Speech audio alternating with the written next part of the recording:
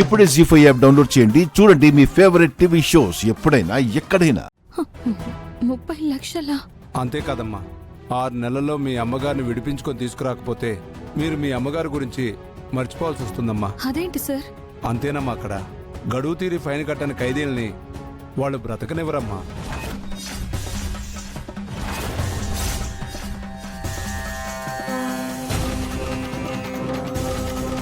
అదేంటి సార్?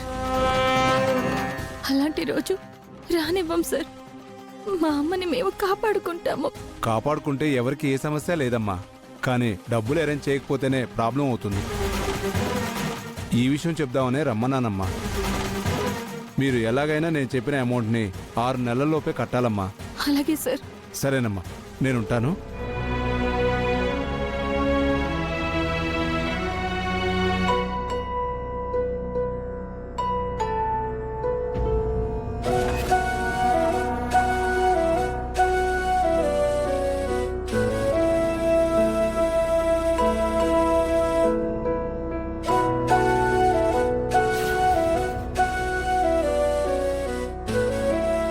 గడువు తీరి ఫైన్ కట్టని ఖైదీల్ని వాళ్ళు బ్రతకనివ్వరమ్మా.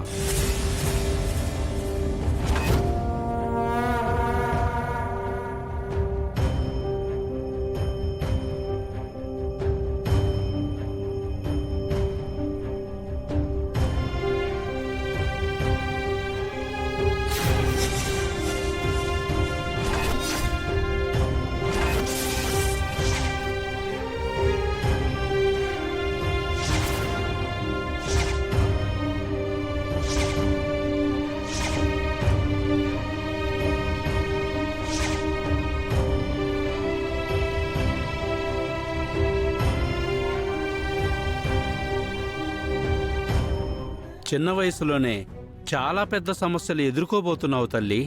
ఆ సమస్యని ఎదుర్కొని నిలుస్తాను, లేక నా జీవితాన్ని సమస్యగా మార్చుకుంటాను అర్థం కావట్లేదు స్వామి. బాధపడు. నీ కష్టాలు తీరాలంటే ఒకే మార్గం ఉంది తల్లి, ఆ మహాదేవుణ్ణి ప్రసన్నం చేసుకోవడం. ఎలా స్వామి?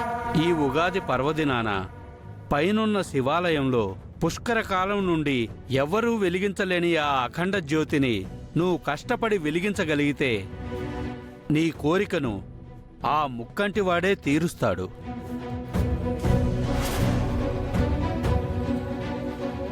నిజమా స్వామి? అయితే ఆ అఖండ జ్యోతిని నేను వెలిగిస్తాను. అది నువ్వు ఊహించినంత తేలిక కాదమ్మా. పుష్కర కాలం నుండి ఎంతోమంది భక్తులు ప్రయత్నించి ఇప్పటి వరకు ఆ అఖండ జ్యోతిని వెలిగించలేకపోయారు.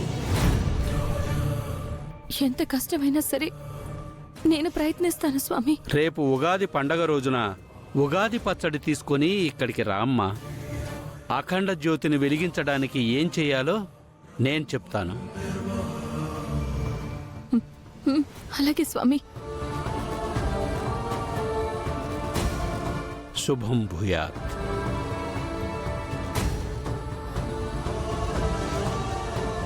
ఎలా అయినా అఖండ జ్యోతిని వెలిగించాలి.